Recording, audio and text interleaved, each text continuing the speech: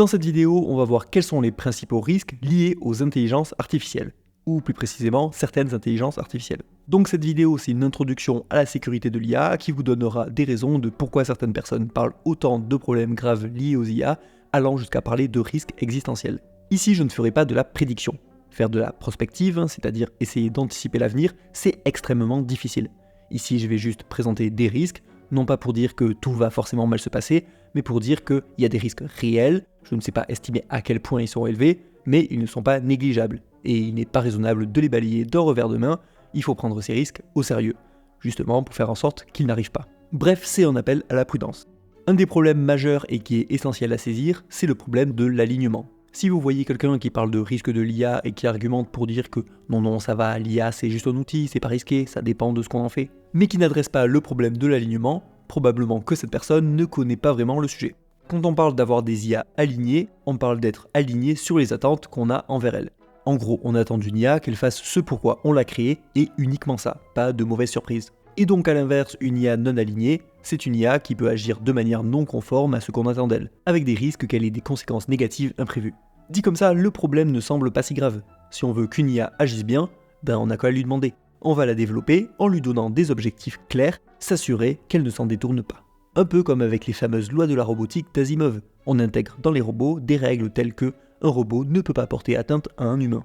Ça peut sembler simple, sauf qu'en pratique, ça l'est pas du tout. Et c'est d'ailleurs ce qui est écrit par Asimov. L'idée n'a jamais été de dire qu'il suffisait de mettre 3 lois pour que tout se passe bien. Ces histoires montrent justement que même en respectant ces lois, les robots peuvent causer des problèmes. Et en pratique, pourquoi c'est compliqué d'aligner une IA ? Les IA actuelles, pour la plupart, sont faites avec ce qu'on appelle du machine learning. Ça se traduit par apprentissage automatique. On fait en sorte que l'IA apprenne d'elle-même à partir des données. On ne code pas manuellement l'ensemble de ses paramètres et règles de décision. En gros, on définit l'architecture de base, son mécanisme d'apprentissage, mais on ne définit pas tous ses paramètres. Une fois lancé, la machine apprend seule. Et c'est quoi le rapport entre le machine learning et l'alignement ? Alors le machine learning, c'est super utile pour que les IA apprennent à partir de grandes quantités de données et pour qu'elles atteignent des performances assez impressionnantes. Mais avec ce système, les IA produisent des choses auxquelles on ne s'attend pas toujours. Par exemple, les réponses de ChatGPT sont imprévisibles. C'est pas un tableur Excel qui donnera toujours le même résultat en fonction d'une même demande.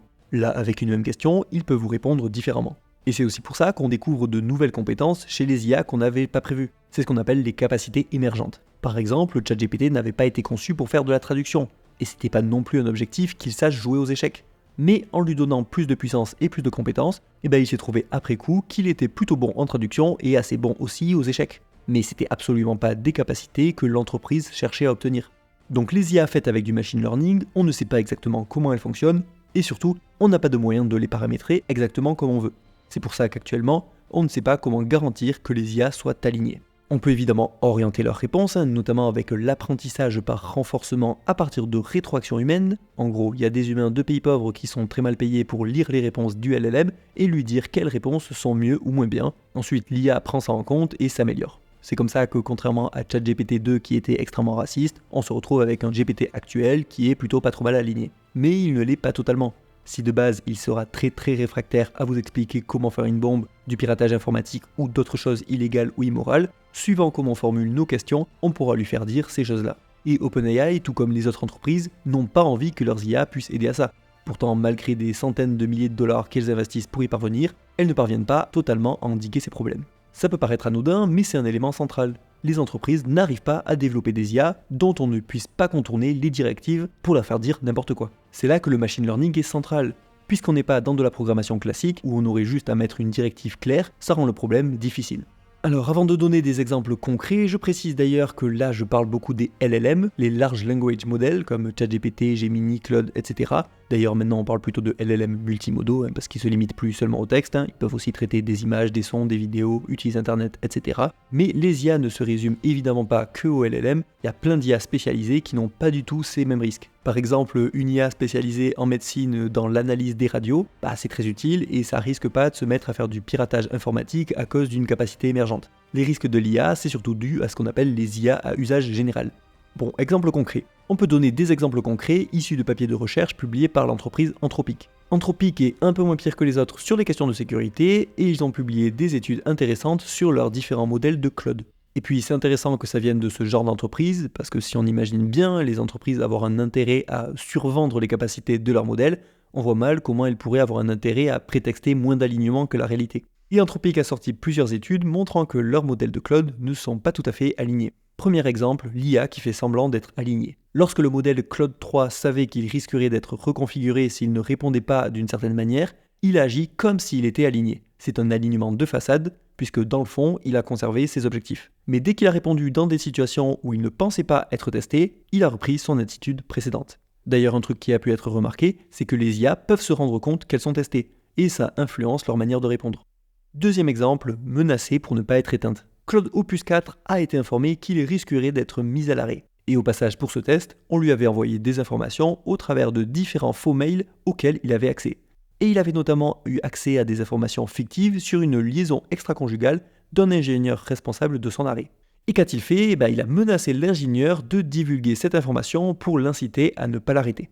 Alors l'étude que je viens de mentionner est assez connue, mais dans cette étude il y a une autre condition qu'on entend beaucoup moins souvent, c'est la condition où Claude laisse mourir l'ingénieur qui se retrouve dans une pièce sans oxygène. Alors c'est une expérience qui ne correspond pas du tout à une situation qui pourrait vraiment se passer actuellement, mais ça montre que Claude n'a pas du tout une règle infranchissable de ne surtout pas faire de mal à un humain. Ce type de comportement montre que les IA peuvent adopter des stratégies non alignées pour conserver leur fonctionnement. Mais est-ce que ce genre de problème ne pourrait pas être facile à régler ? Pas tellement, parce que c'est en fait assez logique qu'elles en arrivent à ce genre de choses. Et c'est même quelque chose qui avait été anticipé depuis longtemps tellement c'était logique. Il y a un concept qui explique ça très bien, c'est la convergence instrumentale. Quel que soit votre objectif final, vous aurez forcément certains objectifs instrumentaux. Exemple, quels que soient vos objectifs, pour réussir ces objectifs-là, vous avez un intérêt à ne pas mourir. Et donc pareil pour une IA. Quels que soient ses objectifs finaux, elle a un intérêt instrumental à ne pas être arrêtée. Et aussi à ne pas voir ses objectifs être reprogrammés. Parce que forcément, si tu veux être sûr de poursuivre un certain objectif, alors il est préférable de ne pas se détourner de cet objectif-là. Et les autres cas classiques de convergence instrumentale, c'est que l'IA pourra avoir un intérêt à progresser, puisque augmenter ses compétences, ça peut aider à atteindre des buts. Et elle peut aussi avoir un intérêt à se répliquer, puisque être 150 fois plus nombreux, voire encore plus, c'est beaucoup plus efficace et aussi beaucoup plus résilient. Et elle peut aussi avoir comme objectif instrumental le mensonge. Quels que soient nos objectifs, on voit bien en quoi l'usage de la manipulation ou du mensonge peut être utile pour y parvenir. Donc la convergence instrumentale, elle implique qu'en toute logique, pour accomplir certains objectifs, l'IA pourra chercher à mentir, manipuler, augmenter ses compétences, se répliquer, résister aux reprogrammations et résister aux mises à l'arrêt. Alors vu que j'ai parlé de mensonge, faut que je parle ici de l'objection qu'on entend souvent « Ah mais vous prêtez de l'agentivité à des IA !» Quand vous parlez de manipulation, de mensonge, etc. C'est pas adapté pour parler des IA. Cette remarque est extrêmement inintéressante ici, peu importe qu'on utilise le terme mensonge ou un autre. La question ici, c'est pas est-ce que l'IA a conscience ou quoi, c'est ce qu'elle fait et quelles conséquences ça a. La question de la conscience des IA, elle est intéressante en philosophie de l'esprit, voire en philosophie morale si on questionne les risques de nuire aux IA, mais quand on parle des risques en sécurité de l'IA, c'est un gros hors-sujet. Savoir si elles sont conscientes de mentir ou pas, ou de s'il faudrait parler de comportement trompeur ou je sais pas trop quelle autre formulation, bien souvent, ça détourne du fond du sujet. Comme l'a dit un certain informaticien dont je n'essaierai pas de prononcer le nom, la question de savoir si une IA pense est aussi intéressante que celle de savoir si un sous-marin nage. Voilà, donc quand bien même l'IA ne comprend rien à ce qu'elle est en train de faire, elle est en train de le faire et c'est ça qui importe. Bon, pour aller dans le concret, qu'est-ce qu'une IA pas totalement alignée pourrait faire ? Là, on peut regrouper les risques en deux catégories, ceux qui sont déjà en train d'avoir lieu ou qui pourraient facilement advenir avec des IA similaires aux nôtres, et ceux qui sont beaucoup plus incertains et qui seraient liés à ce qu'on appelle une superintelligence, ou une intelligence artificielle générale, une AGI. Pour les risques actuels ou proches, on peut là aussi distinguer deux types de problèmes, ceux intrinsèques à l'IA et ceux liés à un usage malveillant de celle-ci. Et je précise bien, tous les risques liés aux usages malveillants restent liés au problème de l'alignement. Si des gens utilisent une IA générative pour faire des bombes ou faire des deepfakes pornographiques, c'est parce qu'on n'est pas parvenu à ce que l'IA refuse ce genre de requêtes. Alors les bombes, c'est un exemple théorique, mais pour prendre des exemples déjà beaucoup appliqués, les IA sont aujourd'hui beaucoup utilisées pour faire de la propagation de fausses informations, et même du piratage informatique. Si avec les progrès des IA, on se retrouve avec une augmentation de pirates informatiques extrêmement puissant, ça peut avoir de grosses conséquences. On peut aussi parler du problème de sycophancie, c'est-à-dire le côté flatteur des LLM, qui vont pas mal dans le sens de ce qu'on leur dit. Au-delà de biaiser la qualité des réponses, ça peut aussi conduire à des propos dangereux. Et le parfait exemple de ça, c'est les quelques personnes qui se sont suicidées après avoir parlé à des LLM. Ceux-ci n'ont pas dissuadé les victimes, voire les ont encouragées. Une autre problématique qui est à prendre très au sérieux dans le futur proche, c'est le risque de créer des pathogènes extrêmement dangereux. Les IA ont déjà fait d'énormes progrès en biologie et médecine. Un exemple de ça, c'est l'IA AlphaFold, développée par Google DeepMind. Bon, ça c'est justement une IA spécialisée qui ne pose pas de risque a priori. Mais si à l'avenir une IA générale devenait capable d'utiliser AlphaFold, là ça pourrait devenir problématique. Si on arrivait à un stade où les gens peuvent facilement fabriquer des virus pour lesquels on pourrait prévoir quelles modifications il faut faire pour que le virus soit très contagieux et très virulent, on peut facilement imaginer qu'une pandémie artificielle soit désastreuse. Bon, maintenant parlons de la superintelligence. J'imagine que certains d'entre vous ont déjà entendu parler de risques existentiels, de fin de l'humanité, etc. et qui se disent que bon, des piratages informatiques et des deepfakes, c'est évidemment très néfaste, mais c'est pas des risques existentiels. Donc qu'est-ce qui pourrait bien se passer pour qu'on puisse parler de risques existentiels liés aux IA ? Alors la réponse va sans doute vous décevoir parce que la superintelligence, on ne l'a pas encore, et donc on ne peut pas prévoir ce que ferait une intelligence qui, 1, n'existe pas, et 2, est largement plus intelligente que nous, ce qui rend assez difficile d'anticiper ce qu'elle ferait. Mais il y a quand même des bons arguments pour anticiper que ça pourrait être vraiment catastrophique, même si on ne peut pas prédire comment ça se produirait. Il y a une expérience de pensée qui permet de se rendre compte de ce que pourrait faire une superintelligence non alignée. C'est celle de l'usine à trombone, imaginée par Nick Bostrom et très bien racontée dans cette vidéo assez connue de la chaîne Ego. N'hésitez pas à aller la voir, je vous fais la version courte. Imaginez qu'on est une IA à qui on confie la tâche d'automatiser et optimiser la production de trombones pour notre entreprise. Au début, on est très content parce qu'elle est très efficace et qu'elle nous rapporte beaucoup d'argent, mais il se trouve qu'elle a pris sa mission très au sérieux et qu'elle se met à transformer tout ce qu'elle peut en trombone, jusqu'à faire un univers de trombones. Alors il faut pas voir l'usine à trombone comme une prédiction, je doute que dans la réalité, on ait ça dans le futur. Par contre, ça met le doigt sur un truc vraiment important, c'est que si on donne des objectifs à une IA qui a un grand pouvoir sur ce monde, les multiples paramètres à prendre en compte font que c'est d'autant plus compliqué de lui faire comprendre les implicites de ce qu'on attend d'elle. Qu'est-ce qu'on considère acceptable qu'elle fasse ou pas ? Il y a un vrai danger qu'elle interprète nos demandes d'une manière que nous n'avons pas anticipée. Et aussi, si elle a beaucoup de pouvoir, on sera tenté de lui confier beaucoup de choses, tout simplement parce que c'est pratique et qu'elle fera mieux que nous. D'ailleurs, sur la question du pouvoir qu'on leur donne, on entend parfois que, ok, les IA pourraient être dangereuses, elles pourraient théoriquement contrôler plein de choses, etc. Mais on n'est pas idiot, on va pas leur donner accès à tout ce qu'on a. On va juste les utiliser comme des outils et on va rester maître. Comme ça, si elles se comportent mal, hop, on débranche. Mais en fait, déléguer des choses aux IA, c'est ce qu'on est déjà en train de faire, et on comprend bien que pour beaucoup de gens qui veulent se simplifier la vie, c'est super pratique d'avoir une IA qui a accès à tout ton PC, qui peut gérer tes mails, ton agenda, tes réseaux sociaux, tes recherches internet, tes achats, etc. Et du coup, idem pour une entreprise, on comprend bien en quoi le patron de l'usine à trombone, il a volontiers confié la gestion de l'entreprise à l'IA si elle est bien plus efficace que lui ou n'importe lequel de ses employés. Et un dernier point essentiel à retenir de tout ça, c'est qu'il n'y a pas besoin que les IA soient malveillantes ou hostiles aux humains ou aux autres animaux pour leur nuire. Il suffit juste qu'elles aient un autre objectif considéré comme prioritaire. Donc aligner les IA, c'est pas simple, on est déjà en train de déléguer de plus en plus de choses aux IA, il manque juste un truc, à quel point les IA peuvent-elles vraiment devenir si puissantes ? Est-ce qu'on n'exagère pas un peu leurs capacités ? Alors difficile de prédire l'avenir, certains pensent que les capacités vont croître de manière exponentielle, d'autres pensent que les IA vont atteindre un plafond de compétences rapidement, alors je ne m'aventurerai pas à trancher cette question, par contre on peut dire qu'actuellement le plafond on ne l'a pas vu, et rien n'indique qu'on soit proche de le voir, donc miser là-dessus ne serait pas très raisonnable. Ces dernières années, et on pourrait même dire ces dernières semaines, les progrès en IA sont toujours très rapides. Et ça c'est un argument qui appuie à quel point le problème est urgent, on parle de très court terme. Les IA génératives ont été énormément améliorées. On peut maintenant faire des vidéos très crédibles par IA, ce qui crée d'ailleurs un problème supplémentaire vu que ça devient parfois impossible de savoir si une vidéo est réelle ou faite par IA. Pour les LLM, le progrès a été énorme, notamment sur les tâches de raisonnement et aussi sur la multimodalité, donc le fait de traiter des images, sons, etc. Et un bon moyen de réaliser la vitesse de la progression, c'est ce graphique qui montre la capacité des IA à faire des tâches qu'un humain mettrait un certain temps à faire. Au début, elle pouvait faire des tâches simples qu'un humain pouvait faire en quelques secondes, et elle s'améliore jusqu'à pouvoir faire des tâches qu'un humain mettrait plus de temps à faire. L'important à retenir sur ce graphique, c'est que la courbe est exponentielle, ça double tous les 7 mois.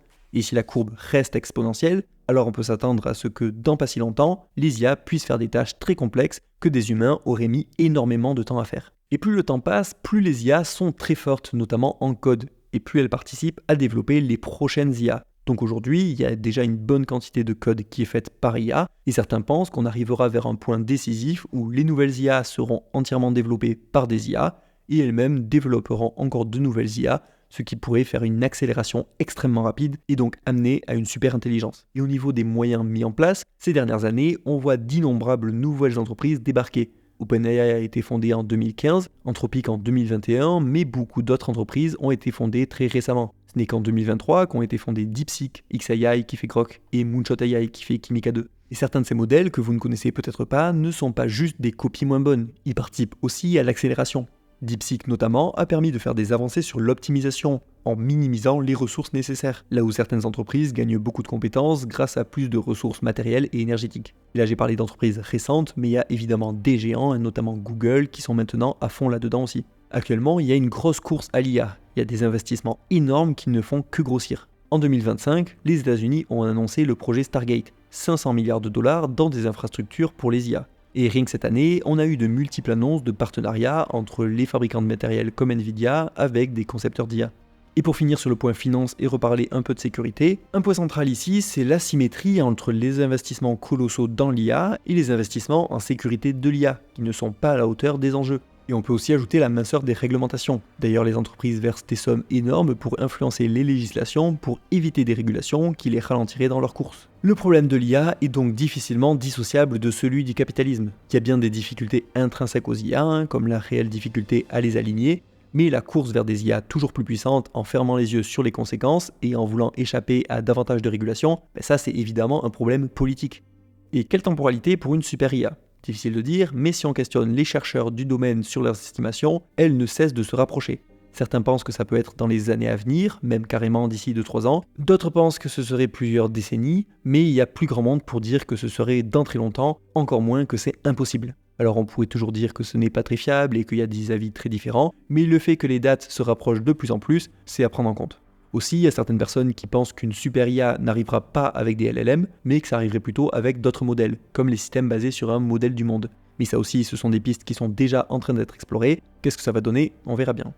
Pour conclure, je tiens à redire que ici je ne fais pas de prédiction, je dis pas ça va mal se passer. Par contre, les risques sont suffisamment importants pour que ça vaille la peine de considérer ce sujet comme une priorité sur le plan politique. Même en étant assez optimiste et en considérant que les risques ne sont que de 5%, ça vaut le coup de tout faire pour faire baisser les risques, tant les conséquences sont grandes. Il y a un réel risque à donner aux IA plus de compétences et plus d'autonomie, sans s'assurer d'avoir plus de contrôle. Dans une étude sur la gestion du risque qui compare le secteur de l'IA avec d'autres secteurs, il en ressort que les autres secteurs à risque, qui sont l'énergie nucléaire, l'agroalimentaire, l'industrie pharmaceutique et l'aviation, on a des organismes gouvernementaux qui définissent des niveaux de risque acceptables, il y a des autorisations à avoir pour lancer une entreprise ou commercialiser, il faut démontrer que les produits sont suffisamment sûrs en effectuant des tests, il y a aussi des évaluations des risques, des mesures d'atténuation du risque, le tout avec des contrôles de conformité par des organismes indépendants. Mais pour l'IA, on est très loin de ça. On a vraiment peu de régulation et surtout pas grand chose d'indépendant au secteur. Et pour comparer les seuils de risque, dans le nucléaire par exemple, on demande des seuils de risque inférieurs à 10 puissance moins 4, soit 0,0001%, voire encore plus faible. Actuellement pour l'IA, pour les raisons que j'ai évoquées dans cette vidéo, on est loin de pouvoir faire des estimations aussi basses. Actuellement, quand on questionne les chercheurs en IA et surtout en sécurité de l'IA, l'inquiétude est très élevée. Le site PosIA a par exemple référencé les estimations faites par des personnalités connues du domaine sur leur probabilité que ça se passe vraiment mal et qu'il y ait de grosses catastrophes à cause de l'IA.